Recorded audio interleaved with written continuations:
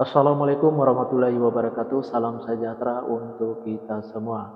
Bagi yang menonton video ini mungkin pernah mendengar yang namanya primbon atau larau. Kalau pernah mendengar atau tahu dengan yang namanya primbon atau larau ini, apakah penonton tahu apa arti dan maksud atau tujuan dari primbon atau larau ini?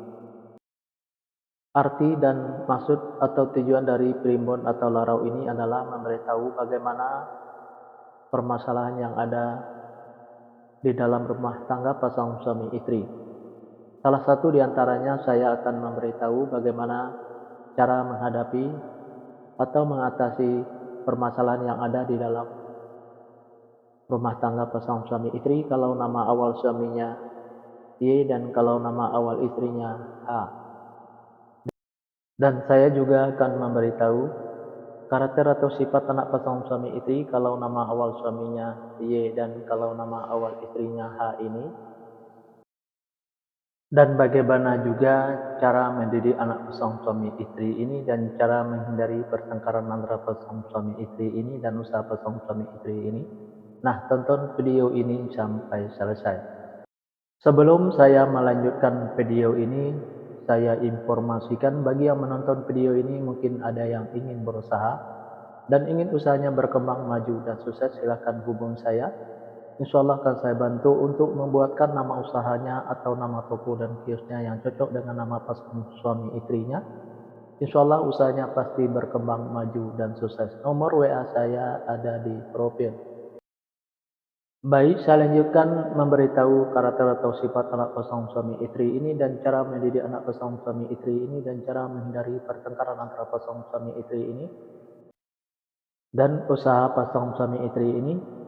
Yang kelima, fase yang kelima ini, pasangan suami istri ini kalau punya anak pasangan suami istri ini anaknya perempuan. Kalau seandainya anaknya laki-laki, anaknya gampang tersinggung, sensitif, dan manja. Karakter atau sifat anak pasangan suami istri ini penyantun dan penyayang, baik anaknya laki-laki atau perempuan. Mendidik anak pasangan suami istri ini tak perlu marah-marah, apalagi sampai naik darah. Cukup dengan dimanjakan saja, tapi jangan terlalu dimanjakan. Insya Allah apa yang disampaikan anaknya akan menerima, baik anaknya laki-laki atau perempuan. Pasangan suami istri ini saya sekata saling menuruti, saling mengikuti, saling setia, saling percaya. Usaha pasangan suami istri ini biasa-biasa saja, tidak ada kelonjakan. Pas yang keenam, pasangan suami istri ini kalau punya anak pasangan suami istri ini anaknya perempuan. Kalau seandainya anaknya laki-laki, anaknya gampang tersinggung, sensitif, dan manja. Karakter atau sifat anak pasangan suami istri ini penyantun dan penyayang, baik anaknya laki-laki atau perempuan. Mendidik anak pasangan suami istri ini tak perlu marah-marah, apalagi sampai naik darah. Cukup dengan dimanjakan saja, tapi jangan terlalu dimanjakan. Insya Allah apa yang disampaikan anaknya akan menerima, baik anaknya laki-laki atau perempuan. Pasangan suami istri ini egonya tinggi, baik ego suaminya maupun ego istrinya. Untuk menghindari pertengkaran antara pasangan suami istri ini, turunin egonya, baik ego suaminya maupun ego istrinya.